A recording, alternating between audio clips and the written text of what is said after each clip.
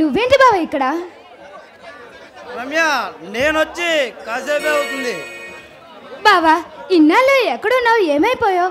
నేను కాల్స్ చేయాలి, అసలు కాల్ చేస్తున్నా కానీ లిఫ్ట్ చేయట్లేదు. ఏమైపోయావు బావా? రమ్య నేను ఒక కేసు పని మీద ఢిల్లీ వెళ్ళాను, కానీ ప్రభుత్వం నాకు ఒక పెద్ద బాధ తప్పకించి పంపించింది. ఏంటి బావా అది? రమ్య ఈ చుట్టూ జరుగుతున్న అన్యాయాలన్నీ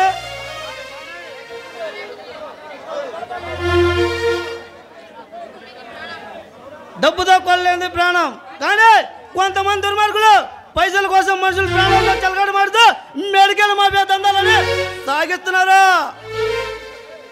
ఏంటి బావా అది? రమ్య ప్రపంచాన్ని రంగులో అభివృద్ధి చెందినట్టు వైద్య రంగంలో కూడా ఎన్నో గొప్ప అభివృద్ధులు ఆవిష్కరించబడ్డాయి.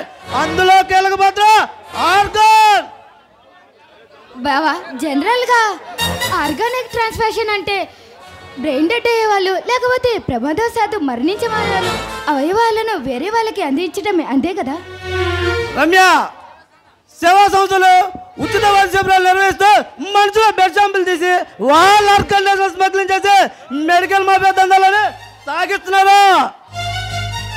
బావా నువ్వు చెప్పేది నిజమా? అవును రమ్య, పేద మద్దతు డబ్బులు గారు చూపించి వాళ్ళ ఇడ్లీలు కమ్మేస్తున్నారు. అందరు దాక్కోకుండా కొంతమంది కాంట్రాక్ట్ కిల్లర్స్ అత్యంత కిరాతకంగా హత్యలు చేయించడం, అవి సైకో హత్యలుగా చిత్రీకరించి ప్రజల్ని భయబంధులుగా గురిచేస్తున్నారు. బావా వాళ్ళు అసలు మనుషులా రాక్షసులా? డబ్బు కోసం ఎంత నిచ్చానికైనా దిగజారుతారా? అవును రమ్య, డబ్బు కోసం ఎంత నిజంగా దిగజారిపోయి ఎంతో మంది జీవితాలు నాశనం చేస్తున్నారు ఆ దుర్మార్గులు. బావా అలాంటి దుర్మార్గులని వదలకూడదు, ఖచ్చితంగా శిక్ష పడేలా చేయాలి బావా. డబ్బు కోసం మనిషి వ్యాపారం చేసే ఆ దుర్మార్గుల్ని అసలు వదిలిపెట్టను. వాళ్ళని వెంటాడి ఉరిశిక్ష వహించేదాకా నిద్రపడు. సరే బావా, ఇంతకీ నువ్వెవరినన్నా ప్రేమించావా? లేదు రమ్య, నా టైం అంతా ఈ కేసులతోనే సరిపోతుంది. ఎందుకు బావా? బావా నిన్ను వదులుకుంటే ఆ అమ్మాయి నిజంగా దురదృష్టమంత్రాలు అవుతుంది.